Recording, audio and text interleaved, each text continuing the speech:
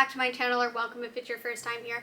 I'm Lindsay, and this video is not one of the recommendation or review type videos I've done before. It's a little bit of a review. It's more so to talk about the books I grew up on. The books that I loved during childhood. I don't so much know why I necessarily wanted to do this video, whether it gives you more insight into what kind of reader I am. Who knows? I just think I just wanted to talk about these books that I haven't talked about in years, revisit them. I'm not going to remember everything about these books since it's been so long since I've read them. I also don't have all of the books because I would borrow books from the library and whatnot. But yeah, let me just talk about them. The first one, I think, was the one that had the greatest impact on me as a reader, was The Giver. I believe The Giver is a sci-fi, which is interesting because I'm big into fantasy, but that was my introduction into sci-fi. I was obsessed with it. We read it as a class. I remember this vividly. We read it as a class in the 4th grade, and I was invested in that story. I'm so sad that I don't own the book. Maybe down the line I'll buy it, but I haven't even seen the movie. I think I heard it was kind of a letdown. I'll watch it for myself and decide, but eventually. I have so many lists of movies to watch. Not even just one list. I know I have multiple lists on my phone of movies and shows and stuff that I need to watch, or want to watch more so. And I just simply have not. I have books to read too. There's just so much media to consume. I just think mayhaps I need to be given more time to consume media. Please and thank you. Back to what I was saying. I think The Giver just blew my mind. It was my introduction into sci-fi. And the next one I also don't have on me. I think I might have read it the same year. Another one that we kind of read as a class that I was so into.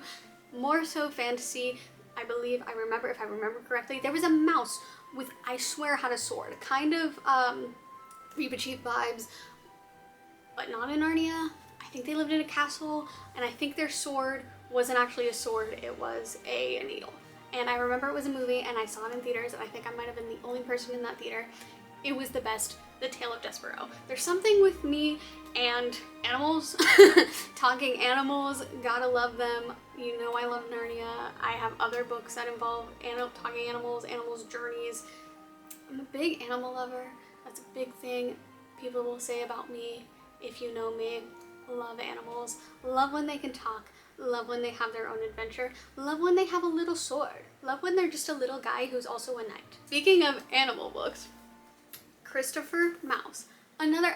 The Tale of a Small Traveler. Let's talk about animals and adventures, shall we? Do I remember what this book's about? Not so much. I do remember the story of how I got it. I've just been waving it around. I think this was in 5th grade. I don't remember. But I know in one of my elementary school classes we did a white elephant with books specifically. Everyone had to bring in a book. We did the whole, if you know how white elephant works, when it's your turn, you pick a gift, you unwrap it, other people can steal, whatever. If yours gets stolen, you have to go unwrap a new one. I think everyone only gets one steal. I don't know.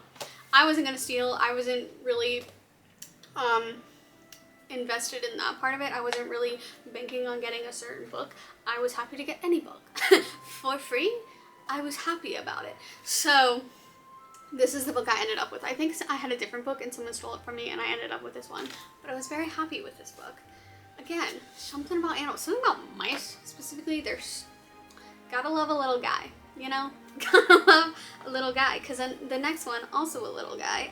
I think I read this in like 2nd grade. The Miraculous Journey of Edward Tulane. A little guy. A little animal guy. Honestly, I might want to reread this. It's very much a children's book. I don't care. I just remember, the only thing I remember from this book is a little rabbit. Did he not have a pocket watch? I remember a pocket watch. There was some significance with a pocket watch. That, or I'm remembering a different book. I could be completely wrong here. If you've read this book and you remember a pocket watch, or if you're like, there's no pocket watch, comment down below. Let me know if I'm just, you know, going off the rails right now. And next is a series that kind of defined my elementary school experience, which is really funny because it's called A Series of Unfortunate Events. I don't have the whole series because, again, I borrowed it from the library a lot. This is the third book. I don't have the first or second. I read this, I'm pretty sure I read the whole series. I was hooked, loved the whole kind of mystery aspect of it. I would say I don't think this is from the fantasy genre. There's still some fantasy aspects to me. I mean, it's dark, they're orphans, it's sad, there's a guy who's after them, but I think so many people in my generation, this book was a big part of their childhood, as well as the next one, which I do have quite a few books from this still, however they aren't in a box put away. I've talked about it before, the Magic Tree House books. Those were a big part of my childhood. Talk about kids going on a fantasy adventure. There's a theme here. I said this won't reveal anything about me, but it has. Those were probably my introduction into fantasy, even though looking back on it, they weren't that fantastical and that much, like, they weren't high fantasy obviously, but they're for kids. It wasn't always strictly fantasy as well. It was pretty historical. I think sometimes there would be sci-fi to it. I just remember frantically reading them in the library. Like, I would read every time we'd go to visit the library. I think I would read a whole book on the class trip to the library, and then I'd check out another one. And we owned some as well, and the Magic Tree House was another one I think that was big for my generation. But this is just another short little video talking about some other books that I read in elementary school. Perhaps if you are looking for children's books, these sound appealing to you, even though I barely talked about them. Some other ones that I've talked about in the past. I know in my fantasy recommendation video I talk about these books, these dragon books. I read them after elementary school, so that's why I didn't talk about them, but they are definitely good children's books for fantasy. Love those books. So yeah, that's just this video. If you like books, if you like listening to me ramble about books, if you like fantasy romance, my favorite, you might have seen in past videos I've done book reviews and recommendations of those, and I will continue to do more. I'm very excited for the videos I have planned. There's a monthly reading wrap-up coming soon where I'm going to talk about more fantasy and fantasy romance books, and just yeah. I'm going to be doing hauls and whatnot. We're very excited for my Pango Books haul coming up. And yeah. I will see you soon.